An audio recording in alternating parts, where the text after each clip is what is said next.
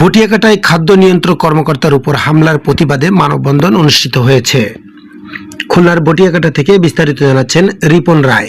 খুলনার বটিয়াকাটা উপজেলা খাদ্য নিয়ন্ত্রক কর্মকর্তা অনিন্দা কুমার দাসের উপর দুর্বৃত্তদের অতর্কিত হামলার প্রতিবাদে মানববন্ধন অনুষ্ঠিত হয়েছে। মঙ্গলবার বেলা 11টায় উপজেলা প্রশাসনের কর্মকর্তা কর্মচারীদের উদ্যোগে উপজেলা পরিষদ চত্বরে এই মানববন্ধন অনুষ্ঠিত হয়। উপজেলা নির্বাহী কর্মকর্তা খানদার কামরুজ্জামানের সভাপতিত্বে মানববন্ধনে উপজেলা প্রশাসনের বিভিন্ন দপ্তরের কর্মকর্তা কর্মচারী ও স্থানীয় সাংবাদিকরাও অংশ নেন। এ সময় বক্তারা হামলার তীব্র নিন্দা ও প্রতিবাদ জানিয়ে হামলাকারীদের দ্রুত শনাক্ত করে আইনের আওতায় এনে দৃষ্টান্তমূলক শাস্তির দাবি জানান। মানববন্ধনে উপজেলা সহকারী কমিশনার ভূমি সোয়েব সাদ উল ইভান সহ বিভিন্ন দপ্তরের কর্মকর্তা কর্মচারী এবং উপজেলা প্রেস ক্লাবের নেতৃবৃন্দ উপস্থিত ছিলেন।